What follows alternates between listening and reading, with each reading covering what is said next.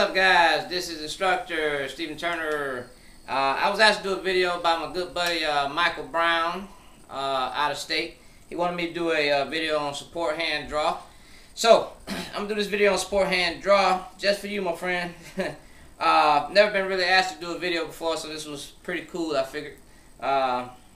First of all, thank you. That means that you're getting something out of my videos and you wanted to see more, so I really appreciate it, brother. Number one, let's talk about, before you go into support hand draw, you have to really learn how to set your gun up properly. Alright? Little daughter about to laugh. Stop laughing, Ruby. She's making me laugh. Alright, she's my camera person. Alright? But first things first, you got to learn how to set up your gun for worst case scenario before you can ever go into a support hand draw. Alright? Number one, most people are told to carry more than one magazine. Well, most people don't have that advantage. So when you talk about having that advantage, that disadvantage, you got to set up your magazine for the worst case scenario. My gun already holds 15 rounds plus one in the chamber, which gives me 16, and I added plus 2 here with the Pierce extender grip. Now, what that does for me, it gives me 2 extra rounds to work on when it comes to gunfighting. All right, so where the normal person would carry 8 plus 1 in their self-defense gun with 1 extra magazine, they would have 16 rounds out of 2 magazines. I have 16 in 1. So it gives me a extra benefit of fighting gun. Alright, now the firearm itself, let's go ahead and make sure it's clear. Alright, the gun is now safe. When you set up a gun, number one thing about the gun is the gun itself has to be a fighting gun. Okay, a combat fighting gun. If the gun is not combat ready, get rid of it. Alright? You want to have something that's going to fight for you just like you're going to fight for your life to stay alive. Okay? If the gun can't perform for you under stress, under water conditions, under snow conditions, heat, rain, whatever, get rid of it. Get you something else. Spend the money on a gun that's going to work for you and going to fight for you the same. Alright? On this gun, to set it up for worst case scenario, offhand or support hand shooting, only thing I'm doing is adding an extended slide stop lever. Okay? Why? Because when I operate this gun with one-handed manipulations, I want to make sure that this thing is going to operate on me. The problem with leaving this extended slide stop off is that when I try to manipulate it really quick, we're going to have issues. Alright? And we don't want to have issues where it concerns stopping our slide during malfunctions or during times where I'm trying to reload and things of that nature. Alright, and another suggestion that you can add, some people dislike it. I don't have it on this gun, but I'd still make it as a suggestion, especially for the Generation 3 Glocks, is an extended mag release. Alright, the reason why is because it's just faster to drop that magazine when it's time. Some people just, you know, they make excuses about how they drop it during shooting. Guess what? That's an excuse. You gotta learn to work through that excuse and make it work. Alright, if it doesn't work for you, then just take it off. Alright, don't make excuses about it. Alright, with that being said, let's move on into the support hand drawing and shooting. First thing first, I'm going to load it up. Alright, I'm going to draw with, I'm going to put it in. Now, before I move on, I forgot to add this. Alright, my buddy Joseph Hibner, another exclusive, beautiful holster from Joseph Hibner. It's an inside the waistband. My last video, I showed the outside the waistband holster. Right here, Ruby. I showed the outside the waistband holster, but this is the inside the waistband holster where it houses my Glock 19. It also can hold my Glock 26. Alright, very beautiful holster. It's pretty comfortable. And it's, you know, holds the gun tight to me. It doesn't imprint with this shirt. I haven't tried it with any thinner shirts on. So for now, it's pretty good, but it form fits right to my back. So I like it.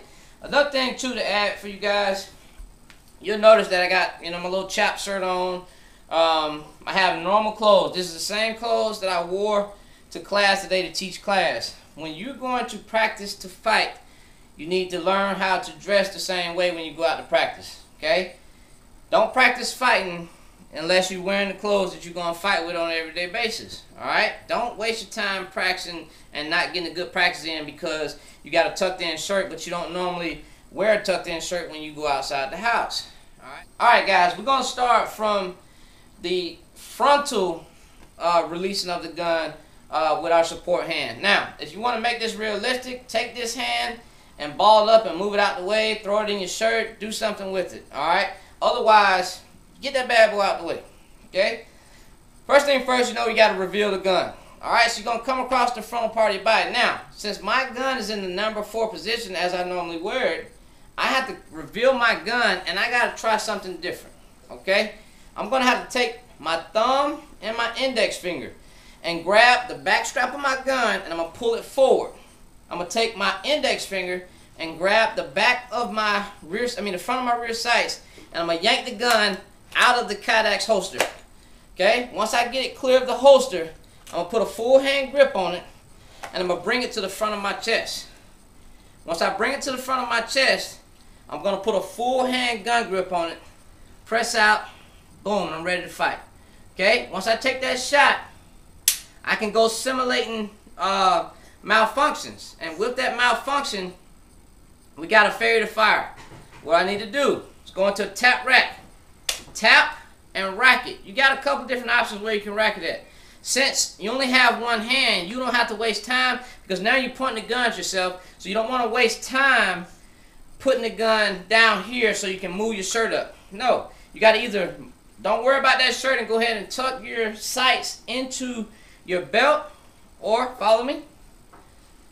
You got to get down here and take that sights or the breech of the gun and put it on your sole of your shoe and rack that gun. Once you rack it, you got something else in it. You can stay down here and stay in the fight, or you can get back up and go into the fight. Alright? Now, that's the frontal draw. Now, what I won't do is I'm not going to repeat it because this is video. So, with the good graces of video, you guys are able to see it, stop it, and rewind it. Alright, so I hope you got that. Frontal, thumb, and index finger. Unsnap the gun. Once you get that, get a full hand grip on it and press out to the fight. Okay? And I showed the first malfunction, which is just a failure to fire. Now, I'm going to set up a double feed.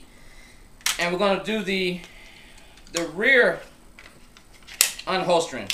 Okay, to set up your double feed, just put a dummy round inside the chamber, and then put a magazine in the gun and just drop the slide and let the slide follow into the bullet. Okay? Gonna holster the gun.